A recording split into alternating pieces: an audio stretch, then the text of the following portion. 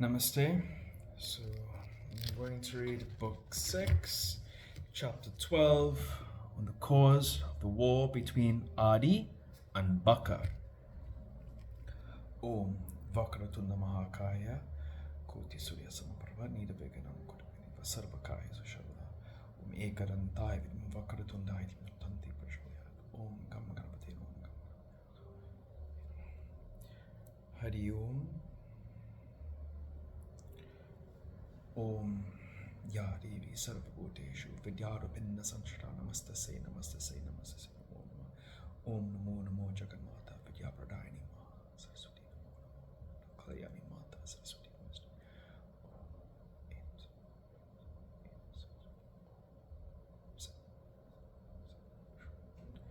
Hari Om Om Guru Brahma Guru Vishnu Guru Deva Maheshwara Sakshat Parabrahma Tasmai Shri Gurave.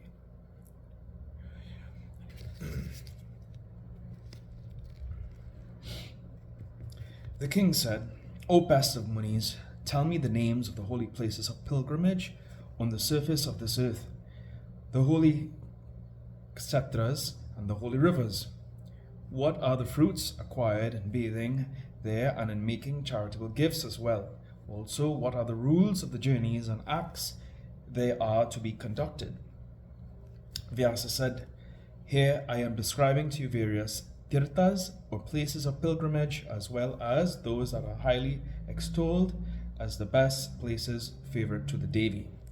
Amongst the rivers, the following are reckoned as chief and holy: the Ganges, Jamuna, Saraswati, Narmada, Gandika, Sindhu, Gomati,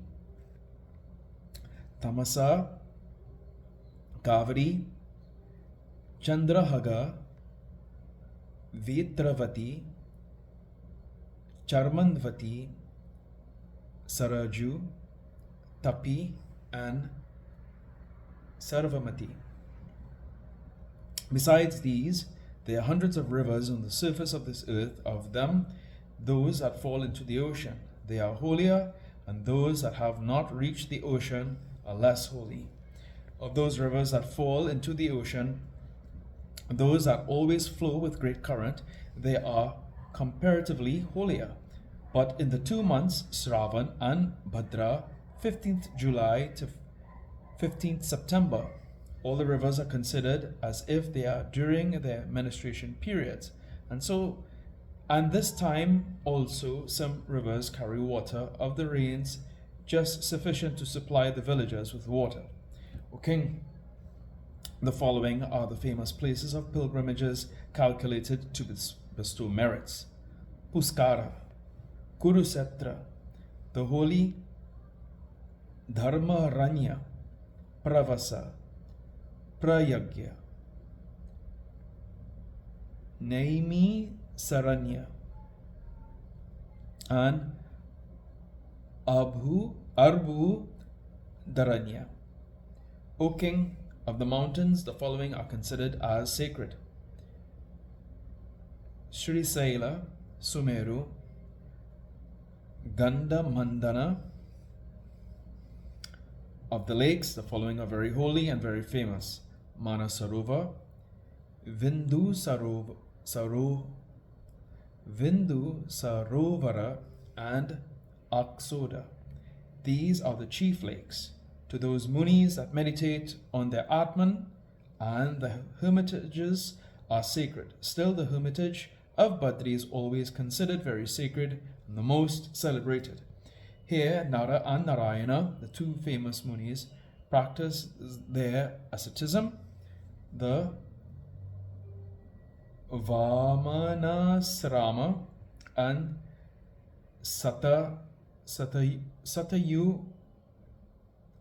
Satayupasrama are also well known. Thus, every hermitage is named after the Muni that practice asceticism there. Thus, innumerable holy places on the surface of the earth are mentioned by the Munis as tending to sanctify the hearts of the persons. At all these holy places, the Devi is worshipped in special sites consecrated to her, or the sins are destroyed by their mere sight. The devotees of the Devi stay there. while with rules obeyed. I will mention afterwards some of these places in the course of my narrations. O best of kings, going to these holy places, charity, vow, sacrifices, asceticism, and good acts all depend on one another. The holy places of pilgrimages, asceticism, and observance of vows depend on the purity of the articles Dravya Suddhi, on the purity and one pointedness of actions Kriya Suddhi, and on the purity of the mind and heart Chitta Suddhi. Some may attain at times the Dravya Suddhi and Kriya Suddhi, but everyone finds it very difficult and indeed rarely get the Chitta Suddhi. O king, this mind always tries to seek shelter with various objects and is therefore always restless. How then can the purity of mind be effected with ease when it is occupied with all sorts of thoughts on various objects? Cupidity, anger, greed, pride, and egoism, these bring about all sorts of obstacles in the holy places of pilgrimages, in practicing tapasya and in observing vows. O king, non-injury, truthfulness, non-stealing, chastity, and purity, controlling of the senses, and observing one's own religion, all these bring about the fruits of the labor in visiting all tirthas. They bestow fruits that can be obtained by visiting all the tirthas. During one's pilgrimage, one forsakes one's nitya karma, daily duties, and one has to come in contact with various persons. Hence, one's journey becomes fruitless. Rather, it becomes a source of sin. The waters of the sacred places can only wash the outside dirts of the impurities of the physical bodies. They can never wash the impurities of the inner minds. Were it the fact that the waters of the tirthas could purify their minds, why was it then that the munis residing on the banks of the Ganges and devoted to God ever indulged themselves with feelings of jealousy and enmity against each other? The humble munis like Vashishta and the rishi like Visvamitra were always entangled in love and hatred, and they were ever impatient with anger. Therefore, it is evident that the internal purification, the purification of heart, the bathing in the Gyan Ganga flowing within, no doubt removes more the dirt than the Ganges and other places of pilgrimages. O king, no doubt this fact must be admitted on all hands, that one's impurity of mind is washed away if by the strange combination of fate one comes in intimate contact with a man possessed of the divine knowledge. O king, the Vedas or Sastras, vows or austerities, sacrifices or gifts, none can purify the heart. See Vashishta, the son of Brahma, though versed in the Vedas and residing on the banks of the Ganges, was under the control of love, hatred, and other infirmities. Out of the enmity of Vishwamitra and Vashishta arose the great battle named Adi Baka, astonishing even to the gods. In this, the ascetic Vishwamitra was cursed by Vashishta on account of some curse in connection with the king Harishchandra, and had to take his birth as a crane Baka. The rishi Vashishta was cursed also by Vishwamitra and was born as a bird named Sarari. Thus the two powerful rishis were born as Adipaka and lived on the banks of the Manasarovar, and they fought for full 10,000 years, a Juta, terribly out of anger, with their nails and beaks like two maddened lions. The king asked, O Muni, why were the two Maharishis, the two great ascetics and devoted to religion, involved in enmity with each other? Both of them were intelligent. How was it that they, knowing the act of cursing to be a source of pain to men, cursed each other so painfully? Vyasa said, O king, in former times they were born in the solar dynasty, a king, Harishchandra, the son of Trisanku. He was the best of the kings and reigned before Ramachandra. That king had no issue and therefore promised to Varuna, O Lord of water and ocean, if I get a son born to me, I will perform a sacrifice called Narameda, where I will sacrifice my son for your propitiation.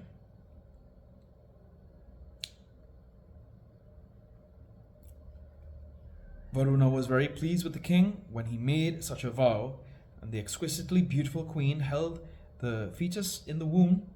Seeing his wife in the family way, the king was very pleased and performed all the purificatory ceremonies pertaining to the fetus in the womb. O king, when the queen was delivered of a son endowed with all auspicious signs, the king Harishchandra was very glad and performed duly all the jata karma, natal ceremonies, and distributed as charity big sums of gold and many cows, giving good quantities of milk. When the festivities on the birth of the child were celebrated in the palace on a grand scale, Varuna, the lord of waters, assuming the form of a Brahmin, came up. There, the king too honored him duly with seat and worshipped him regularly and asked him about his purpose when Varuna spoke to him. O king, I am Varuna, the lord of waters. You promised before that you would perform Narameda sacrifice, where you would sacrifice your son. Now do those things and keep your words true. The king became very much confused and was very much pained at heart. He then checked his mental feelings of pain and spoke to the Deva Varuna with folded hands. O Lord, I will do the sacrifice duly and fulfill the promise that I made before you and keep my word. But, O best of the Devas, my legal wife will be pure from her Sutika Sauchak after 1 month, when I will perform the Narameda sacrifice. Vyasa said, O king, hearing thus the words of the king Harishchandra, Varuna returned to his own abode. The king also became glad, but he was somewhat anxious for fear of the destruction of the child. When 1 month was complete, the sweet-speaking Varuna, the holder of the noose, assuming the form of a very pure Brahmin, again came there to the palace of the king to examine him. The king worshipped him duly and gave him the seat to sit and spoke with humility the following reasonable words. O Lord, my son is not yet purified. How can he be tied to the sacrificial post for being immolated? Therefore, I will perform that sacrifice when the boy becomes cleansed after purificatory rite and becomes a Kshatriya. O Deva, if you know me as your humble servant, have mercy on me. I will then consider myself as blessed. See, the children not pass through purificatory rites are not entitled to any act. Therefore, wait for some time longer. Varuna said, O king, you are deceiving me and putting off the time longer and longer. I now see that you were issueless before, and now that you have got a son, you are bound up in an indissoluble tie of affection for a son. Whatever it be, I now go back to my home at your pitiful request. I will wait for some time longer, and I will come again. O child, let you then be true to your words. If it be otherwise, I will surely curse you, and thus give vent to my angry feelings. The king said, O Lord of waters, after the completion of the Samavratan ceremony, a pupil's return home after finishing his holy study, I will duly sacrifice my son at the great Naramedha sacrifice, there is no doubt.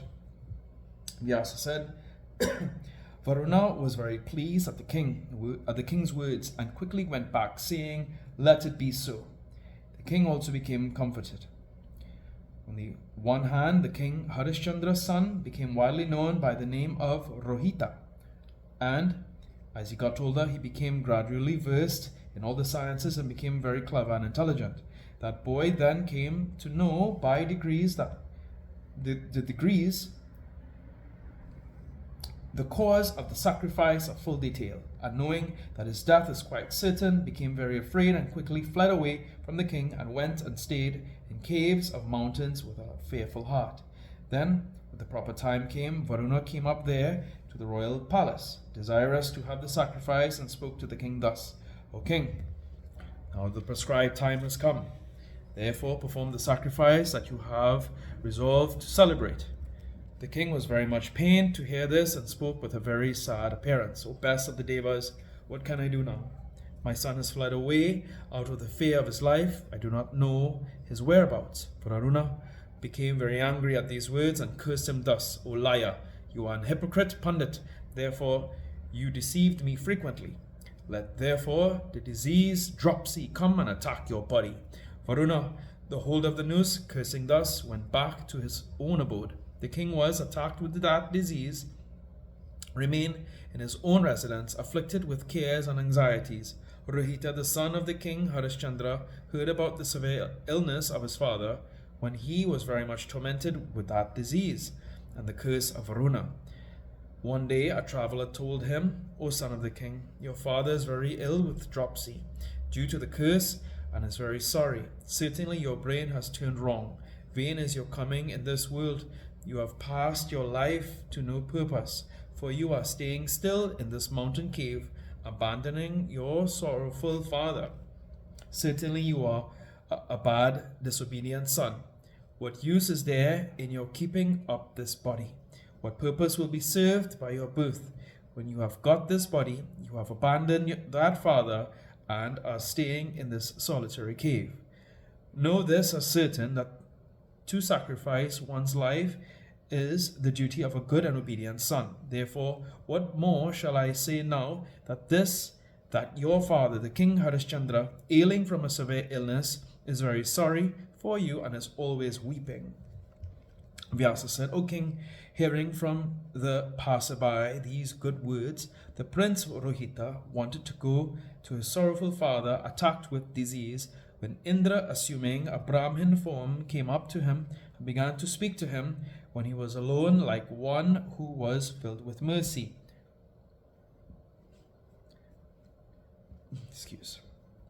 O son of a king, you are a fool. Are you not positively acquainted with the fact that your father is in trouble? Why then do you intend in vain to go there? Here ends the 12th chapter on the cause of the war between Adi and Baka in the 6th book of the Maha Puranam of Srimad Devi Bhagavatam of 18,000 verses by Maharishi Veda Vyasa. Om Jayanti Mangala Kali Bhadra Kali Kapalini Durga Kashma Shivadatri Swaha Swadha Namaste. Om Toya Mata Chapita Toya Toya Bandhu Shacha Sakatu Toya Vidya Deviram Toya Toya Sarvam Om Deva Deva Om Shanti Shanti Shanti.